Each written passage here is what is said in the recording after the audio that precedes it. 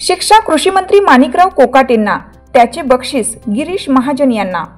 कृषी मंत्री माणिकराव कोकाटे यांना न्यायालयाने दोषी ठरवल्याने नाशिकच्या पालकमंत्री पदाचा तिढा सुटण्याची शक्यता वाढली आहे। नाशिकचे पालकमंत्री पदाचा तिढा सुटलेला नाही, मात्र सध्या त्यावर तोडगा निघण्याची शक्यता निर्माण झाली आहे।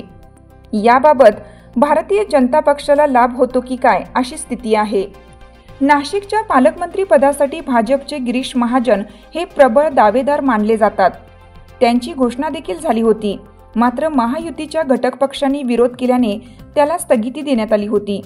नाशिकचे पालकमंत्री पदासाठी शिवसेना शिंदे पक्षाचे दादा भुसे आणि राष्ट्रवादी काँग्रेस अजित पवार पक्षाचे माणिकराव कोकाटे हे दोघेही इच्छुक होते।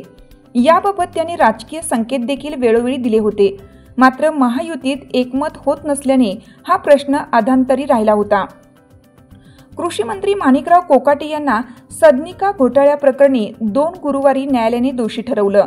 त्यामुळे कृषी मंत्री कोकाटे यांना आता आपले मंत्रिपद सांभाळणे हे मोठे दिव्य असणार आहे। याचा लाभ अनपेक्षितरित्या भाजप नेते महाजन यांना होईल अशी स्थिती आहे। नाशिक जिल्ह्यात भारतीय जनता पक्षाचे 5 आमदार आहेत, मात्र कोणालाही मंत्रिमंडळात संधी मिळाली नव्हती। त्याची भर पालकमंत्री पद भाजपला देऊन काढण्यात येणार होती, मात्र सर्वाधिक 6 आमदार राष्ट्रवादी काँग्रेस अजित पवार पक्षाचे आहेत। त्यामुळे राष्ट्रवादीने देखील येथे आपला दावा सांगितला होता। त्यातून महायुतीचे शिवसेना शिंदे पक्ष आणि राष्ट्रवादी काँग्रेस अजित पवार पक्षात चांगलीच जुंपली होती। कृषी मंत्री कोकाटे यांना न्यायालयाने दोषी ठरवल्याने या स्पर्धेत भाजपचे गिरीश महाजन यांना ते चांगलेच पथ्यावर पडणार आहे। आता रायगड जिल्ह्याचा विषय शिवसेना आणि राष्ट्रवादी काँग्रेस यांच्यात सुरू राहील। भाजप नाशिकच्या पालकमंत्रीपदी गिरीश महाजन यांची नियुक्ती होऊ शकेल अशी राजकीय स्थिती आहे।